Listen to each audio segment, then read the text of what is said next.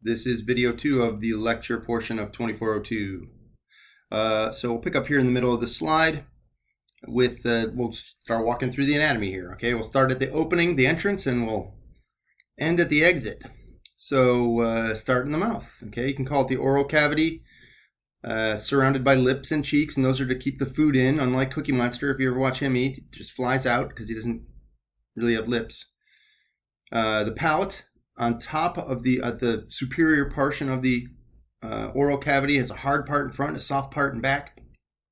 That soft palate you can actually feel with your tongue. If you put your tongue way back there, you can feel some squishy stuff, and that includes that uvula, which is a little punching baggie at the end. When you swallow, that soft palate flaps. It pushes superiorly and kind of blocks off the entrance to your nasopharynx, to your nasal cavity.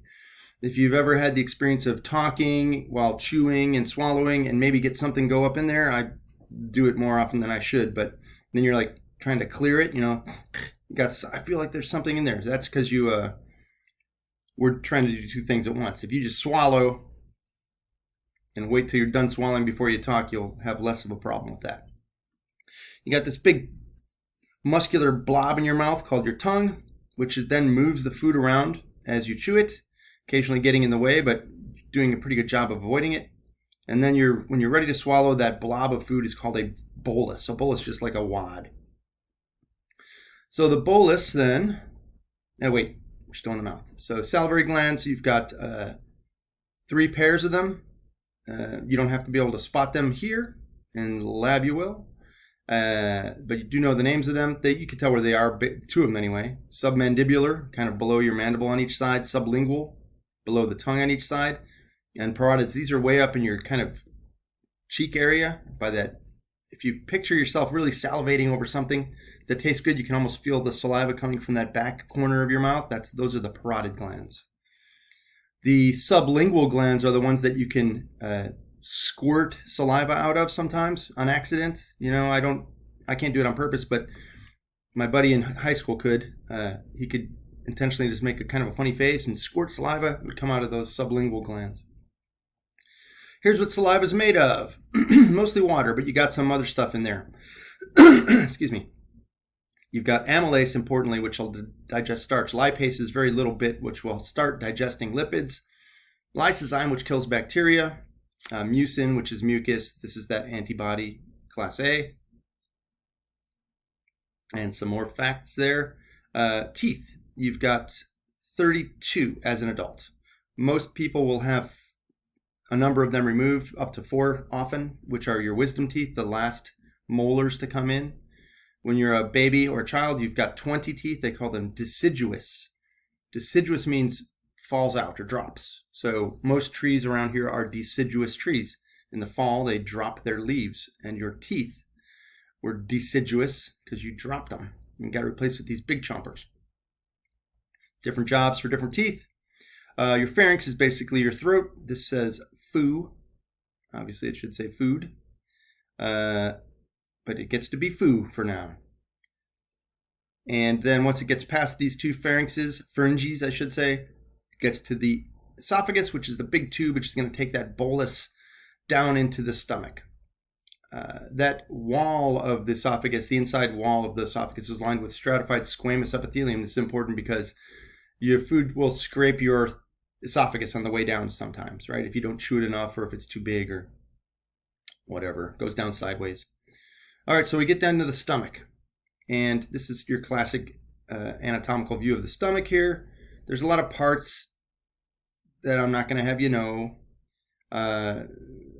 Those are kind of, let's save those for lab again, if we do them there. What is it for? Well, storage. Food can spend a decent amount of time in there. Mechanical breakdown, it really smushes it up. Your stomach actually has 3 layers of smooth muscle, unlike the rest of the tube, which has 2. So you've got a longitudinal layer, a circular layer, and then on the inside what they call an oblique layer, which one kind of runs not in the same direction as either of those. But your stomach can really mash the food up. It produces acids and some enzymes to kill bacteria, and to begin digestion with a couple of key components here, hydrochloric acid and a molecule called intrinsic factor. Intrinsic factor is for vitamin B12 absorption. So when intrinsic factor gets out into the stomach lumen, it becomes activated and will allow you to digest, or so I should say absorb, this critical vitamin. A couple of other things produced. Oh, by the way, these are the cells and glands that produce them, right? Mucous neck cells, clearly mucus. Parietal cells, these guys. Chief cells, which produce the precursor to an enzyme called pepsinogen. Pepsinogen gets activated when it's out in the stomach and becomes pepsin, which then is a protein digesting enzyme. Other cells that line the intestine are called enteroendocrine cells, which kind of produce hormones that just encourage the rest of the stomach to conduct digestion. They're not digestive hormones themselves or molecules themselves, but they're kind of like cheerleaders for the other cells of the digestive system. Trying to go to the next image, I think. There it is. Your stomach is protected from its own acids by a layer of mucus. This is a alkaline mucus. You secrete two different kinds. You secrete an acid one sort of up by the top of the stomach from those mucus neck cells, but then you produce a bicarbonate, which is a base, so an alkaline mucus, which will coat the inside of the stomach and prevent your hydrochloric acid from dissolving your own stomach. Some other key factors here are tight junctions to stop liquid from leaking out, and a real high turnover rate of the cells involved. You may have had or known somebody that's had an ulcer. This is due to a bacterium called Helicobacter pylori. Should have put that in italics, I'm sorry.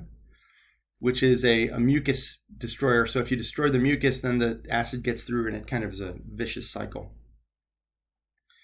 Well, you produce a lot of gastric juice.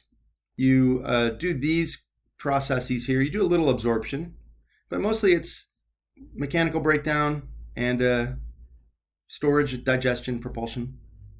There are 1, 2, 3 phases of stomach function. Cephalic phase. Cephalic means head. So when you think about food, smell food, you start to get all row. Your stomach starts to growl. You start to salivate. Gastric phase is when food enters the stomach, and this is really going to turn up the secretions. And then the intestinal phase is as the food starts to enter the duodenum. Now, I'll talk about this when I get to the small intestine, but it enters in little tiny squirts, like just little 3 milliliter squirts. And the stuff that enters the intestine is called chime. I'll show you that term when we get to that slide. One interesting phenomenon that occurs around the stomach is something called the alkaline tide. So blood comes into the stomach. They don't show it here, but blood comes in on this side pretty much from gastric arteries. It supplies the stomach with oxygen and nutrients, and also absorbs a lot of the nutrients that the stomach is producing, processing. So blood comes in, a lot of acid is secreted, and blood leaves. Well, you have to get the hydrogen ions from somewhere, and you get the hydrogen ions from the blood that's coming to feed the stomach. So if you give up a bunch of hydrogen ions, the blood that leaves the stomach is much more basic. So the blood becomes more basic as it leaves that stomach due to the fact that it dropped off a bunch of these hydrogens. It's a little confusing, but that's the phenomenon, and that's what they call it. Last slide, I hope, for the stomach. There it is. Just kind of a little visual here of how the stomach works. Here's a bunch of slurry of some sort in your stomach, right? You've got these valves, these sphincters, the cardiac sphincter up here, the pyloric sphincter down here. And when that pyloric sphincter opens up a little bit, this little squirt of stuff comes in, and this stuff is called chime. There's the word. If you have a meal that's fairly easy to digest, you can get rid of it in 4 hours. If you have like lots of fiber, plant fibers, fats, it's going to take a lot longer than that. And that's it for this second video.